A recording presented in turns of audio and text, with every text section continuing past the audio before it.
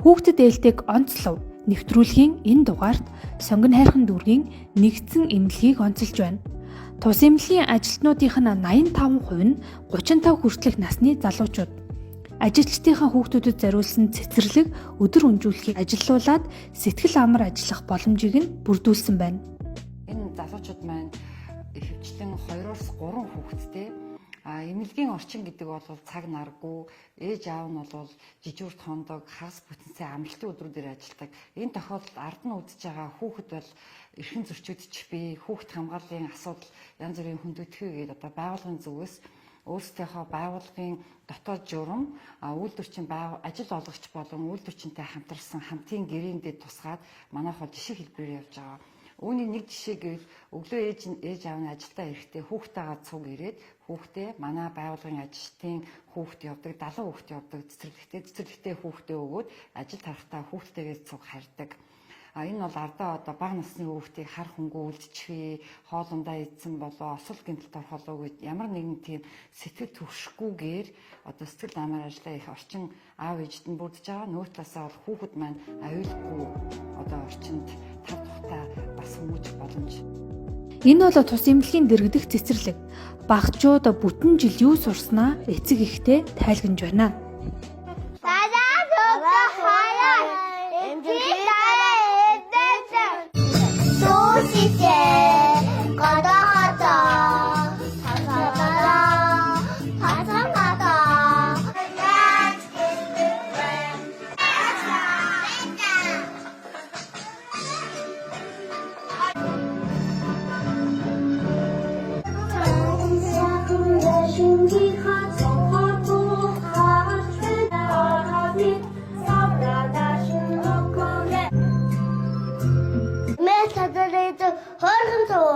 Одоо үлэг олгондоо.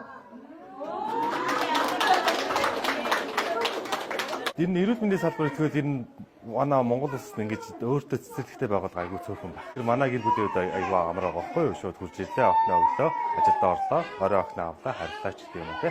Тэрнийхээ одоо Улаанбаатарын төвчөнд цаг алдахгүй гэсэн. Энэ эмнэлэг маань ингээд цэцэрлэгтэй гэж би сонсоод энэ ажилд ерөнхийдөө орсон байхгүй юу? 2 хүүхдээ цэцэрлэгээс нь гаргаад тэгээд энд хурж ирж 2 хүүхдээ оруулсан. Энэ цэцэрлэгт 5 настай, 3 настай 2 хүүхдээ байна.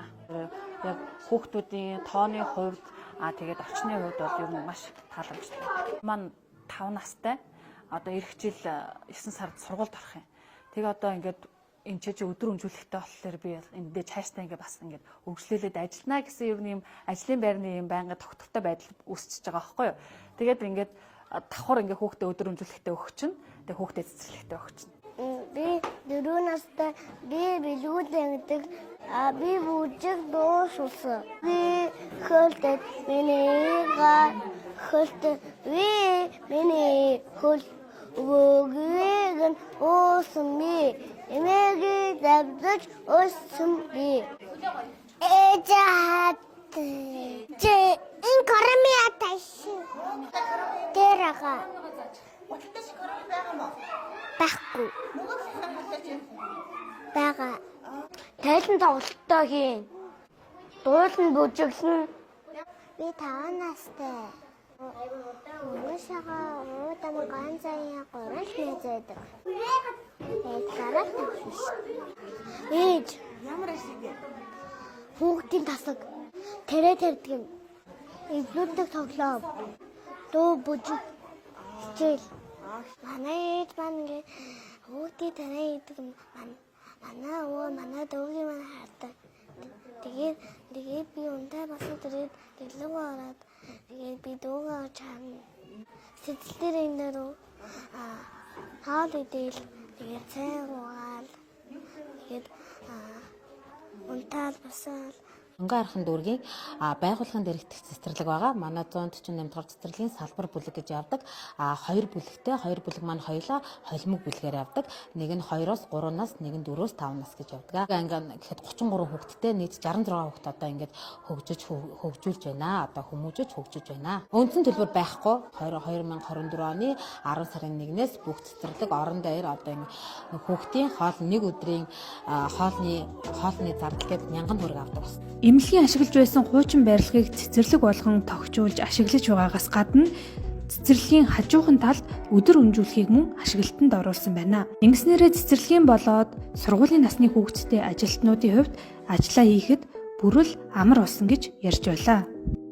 Сургуулийн бага насны хүүхдүүд идэг. Бага насны хүүхдүүд бол өглөө хичээлд нөхрөөж өглөө өдөр хичээлээс нь авлаа. Хичээлээс авсны дараа гэрт нь бол харгалзах хүн байхгүй, ганцаараа үлдэх буюу эсвэл ээж автаа зүг ажлын байран дээр нь цуг орой хүртэл ээж аав нь ажиллаад харах хүртэл байж өдрийг өнгөрөөдөг байгаа.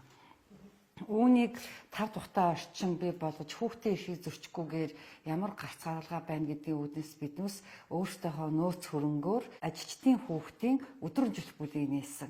Энэ бүлэг маань өглөө өдөр гэсэн 2 ээлжтэй яг мэргэжлийн багш нар бол хүүхдүүдийг маань асран хамгаалж хичээлийн давтуулаад тэгээд өглөө ээлжнийх нь бол өдөр хичээлдээ явдаг. Өдөр ээлжнийх нь бол хичээлээ тараад ирснийхэн дараа өдөр өнжүүлэхдээ одоо аав ээжийнхаа ажлын цагийг дуусгах тэндээ байдаг байгаа.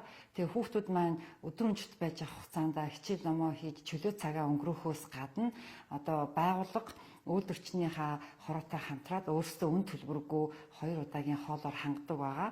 Мөн англи хэл болон дуу хөгжмийн хичээл ордог байгаа. Би Монгол Улсын их сургуулийн монгол хэлний анги төгсөө багш мэргэжлэр өдөр өнжүүлэхийн багшаар тасралтгүй 7-8 жил ажиллаж байгаа. Нийт бол 60 хүүхэд бүртгүүлснээс одоогийн ээлжинд өглөөний ээлжинд 10-20 өдөөс хойш ээлжинд нэг 14-5 хүүхэд.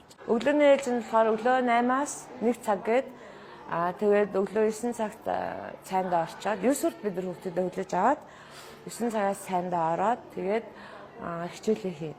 Хичээлээ хийчээд хичээлээ дуус нэг бүрчлэн хийж өгнө л дээ хүүхдэд хаан даалгавартай нэг бүрчлэн тулж ажиллаа. Тэгээд нэмэлтээр чийжчиг, нэгдүгээр ангийнхаар чийжчиг, тэгээд унших даалгавраас би далтаар өгдөг. Тэгээд яг даалгавраа хийсэн хүүхдүүдтэй ийшээ амралтын өрөөнд оруулаад хамраагаад тэгээд зарим тохиолдолд гоё хөгжилтэй тоглоом маахаа янз янзын тоглоом бол тоглож биеийн тамирын хөдөлгөөн хийх зэрэгээр бол үйл ажиллагаагаа явуулж байгаа. Заагийн яриагаар бол айгүй тийм ажиллаа тий ерөөсөө санаа зовх зүйлгүйгээр ажиллаа хийж гэн хүүхдүүдэд тайван амгалан орчинд үлдээгээд ажиллаа хийж байгаа болохоор айгүй амар байдаг гэж тэгж ярьж байгаа. Тэгээд яг нөгөө нэг өөрсдөө ганцтай гэрээтэй болохоор нөгөө гоё яг одоо чанартай хоол хүнсээр хангадаг. Тэгээд дулаахан орчин цэвэр тоглох орчинд байгаа болохоор ээж аав нар айгүй сэтгэл хангалуун байна. Хүүхдийн эрхийг хангахад ажил олгогчдын мэдрэмжтэй санаачлаг, бодлого асар чухал юм. Сонгон хайрхан дүүргийн нэгдсэн эмнэлгийн хүүхдийн зөвлөл, эцэг эхчүүдийн зөвлөлүүд нь хамтраад баяр тэмдэглэх янз бүрийн үйл ажиллагаа зохион байгуулдаг байна. За үүнээс гадна төрөөд удаагүй ажилдаа орсон эмэгтэйчүүдэд зориулаад хүүхдээ хүүлэх өрөө хуурайлах хэсгийг тусгаалan тогтжуулсан байна. Энэ мэд тус эмнэлэг үйлчлүүлэгч иргэд болоод ажилтнуудынхаа хүүхдүүдийн ая тухтай байдлыг хангаж байгаа нь сайн жишг болох үс байгаа юм а.